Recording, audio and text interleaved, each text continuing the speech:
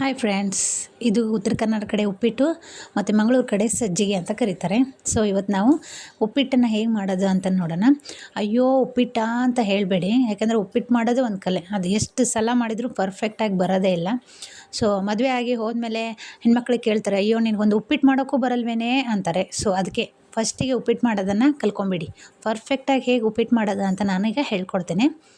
ಇದು ತರಕಾರಿ ಉಪ್ಪಿಟ್ಟು. ಸೊ ಒಂದು ಪಾತ್ರೆಗೆ ಎಣ್ಣೆ ಬಿಸಿ ಮಾಡಿ ಸಾಸಿವೆ, ಜೀರಿಗೆ, ಸ್ವಲ್ಪ ಮೆಂತ್ಯ ಕಾಳು ಹಾಕಿ ಚೆನ್ನಾಗಿ ಟೇಸ್ಟ್ ಬರುತ್ತೆ ಇದು. ನೆಕ್ಸ್ಟ್ ಇದಕ್ಕೆ ಉದ್ದಿನಬೇಳೆ, ಆಮೇಲೆ ಸ್ವಲ್ಪ ಕಡಲೆಬೇಳೆ ಮತ್ತು ಶೇಂಗಾ ಬೀಜ ಎಲ್ಲನೂ ಹಾಕಿ ಉರಿ ಸ್ವಲ್ಪ ಕಡಿಮೆ ಇಟ್ಟು ಚೆನ್ನಾಗಿ ಫ್ರೈ ಮಾಡ್ಕೊಳ್ಳಿ. ಉದ್ದಿನಬೇಳೆ ಎಲ್ಲ ಹೊತ್ತೋಗಬಾರ್ದು, ಸಣ್ಣ ಉರಿ ಇಟ್ಟು ಚೆನ್ನಾಗಿ ಫ್ರೈ ಮಾಡಿ. ನೋಡಿದ್ರಲ್ಲ, ಈ ರೀತಿ ಎಲ್ಲನೂ ಹಾಕ್ಕೊಂಡು ಚೆನ್ನಾಗಿ ಫ್ರೈ ಮಾಡ್ಕೊಳ್ಳಿ. ನೆಕ್ಸ್ಟ್ ಇದೆಲ್ಲ ಫ್ರೈ ಆದಮೇಲೆ ನೋಡಿದ್ರೆ ಈ ಥರ ಸ್ವಲ್ಪ ಕಲರ್ ಚೇಂಜ್ ಆಗಬೇಕು ಉದ್ದಿನಬೇಳೆದು. ಸೊ ಅದಾದಮೇಲೆ ಇದಕ್ಕೆ ಫಸ್ಟಿಗೆ ಹಸಿಮೆಣಸು ಹಾಕ್ಕೊಳ್ಳಿ. ಅದು ಖಾರ ಸ್ವಲ್ಪ ಮಿಕ್ಸ್ ಆಗಬೇಕು. ಹಸಿಮೆಣಸು, ಕರಿಬೇವು ಮತ್ತು ಸ್ವಲ್ಪ ಶುಂಠಿ ಹಾಕ್ಕೊಂಡಿದ್ದೀನಿ. ಶುಂಠಿ ಚೆನ್ನಾಗಾಗುತ್ತೆ, ಒಂಚೂರು ಹೆಚ್ಕೊಂಡು ಶುಂಠಿ ಹಾಕ್ಕೊಂಡು ಚೆನ್ನಾಗಾಗುತ್ತೆ. ಸೊ ಹಸಿಮೆಣಸು, ಕರಿಬೇವು, ಶುಂಠಿ ಹಾಕಿದ್ದೀನಿ.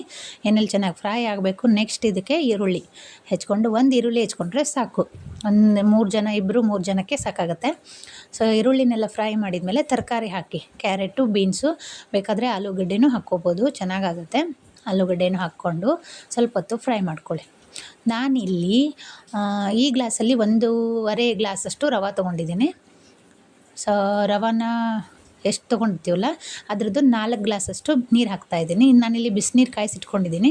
ನೀವು ಬೇಕಾದ್ರೆ ತಣ್ಣೀರು ಹಾಕ್ಬೋದು. ಸೊ ಉಪ್ಪಿಟ್ಟು ಬೇಗ ಆಗಬೇಕಂದ್ರೆ ಬಿಸಿನೀರು ಕಾಯಿಸ್ಕೊಂಡು ಇಟ್ಕೊಂಡಿರಿ. ಸೊ 1.5 ಗ್ಲಾಸ್ ರವೆಗೆ ನಾನು 4 ಗ್ಲಾಸಷ್ಟು ನೀರು ಹಾಕ್ತೀನಿ. ಯಾಕಂದರೆ ಗೋಧಿ ಉಪ್ಪಿಟ್ಟು ಅಂದರೆ ಸ್ವಲ್ಪ ನೀರು ಜಾಸ್ತಿ ಹಿಡಿಯುತ್ತೆ ಕುದಿಯೋಕ್ಕೆ. ಅದು ರವೆ ಎಲ್ಲ ಕುದಿಯೋಕ್ಕೆ ನೀರು ಜಾಸ್ತಿ ಹಿಡಿಯುತ್ತಲ್ಲ. ಸೊ ನೀವು ನೀರು ಅಂದರೆ 1.5 ಕಪ್ ರವೆಗೆ 4 ಗ್ಲಾಸಷ್ಟು ನೀರು ಹಾಕಿದ್ದೀನಿ. ಸೊ ಇದಕ್ಕೆ ಉಪ್ಪು, ಆಮೇಲೆ ಸ್ವಲ್ಪ ಬೆಲ್ಲ ಹಾಕಿ ಟೇಸ್ಟ್ ಚೆನ್ನಾಗಿ ಕೊಡುತ್ತೆ. ಆಮೇಲೆ ಕೊತ್ತಂಬರಿ ಸೊಪ್ಪು ಹಾಕಿ ಈ ರೀತಿ ಕುದಿಯೋವರೆಗೂ ಬಿಡಿ.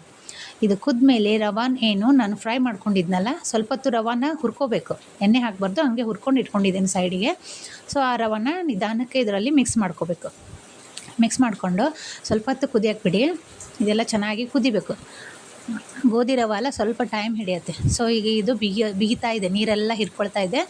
ಆವಾಗ ಇದನ್ನೇನು ಮಾಡಬೇಕು, ಬಾಯಿ ಮುಚ್ಚಿ ಸ್ವಲ್ಪ ಹೊತ್ತು ಸಣ್ಣ ಉರಿ ಇಟ್ಟು ಬೇಯಿಸಬೇಕು. ಉರಿ ಸಣ್ಣ ಇಟ್ಟು ಬೇಯಿಸಿದ ಮೇಲೆ ನೋಡಿದ್ರಲ್ಲ, ಈಗ ಅದೆಲ್ಲ ನೀರನ್ನೆಲ್ಲ ಹಿರ್ಕೊಂಡಿದೆ. ಸೊ ಇವಾಗ ಏನು ಮಾಡಬೇಕು, ಸ್ವಲ್ಪ ನಿಂಬೆಹಣ್ಣು ಹಿಂಡಿ ಚೆನ್ನಾಗಿ ಮಿಕ್ಸ್ ಮಾಡಿ ಮತ್ತೆ ಬಾಯಿ ಮುಚ್ಚಿ ಪ್ಲೇಟ್ನ ಮುಚ್ಚಿ ಗ್ಯಾಸನ್ನು ಆಫ್ ಮಾಡಿ ಒಂದು 5 ನಿಮಿಷ ಹಾಗೆ ಬಿಡಬೇಕು. ಅದು ನೀರನ್ನೆಲ್ಲ ಇಮುರ್ಕೊಂಡು ಸ್ವಲ್ಪ ಉಪ್ಪಿಟ್ಟು ಏನಾಗುತ್ತೆ, ಉದುರು ಆಗುತ್ತೆ. ಸೊ ಅಲ್ಲಿವರೆಗೂ ಅದನ್ನು ಬಿಡಬೇಕು. ಇಷ್ಟೇ ಇದೆ ಉಪ್ಪಿಟ್ಟು. ಟ್ರೈ ಮಾಡಿ, ಚೆನ್ನಾಗಿರುತ್ತೆ. Thank you.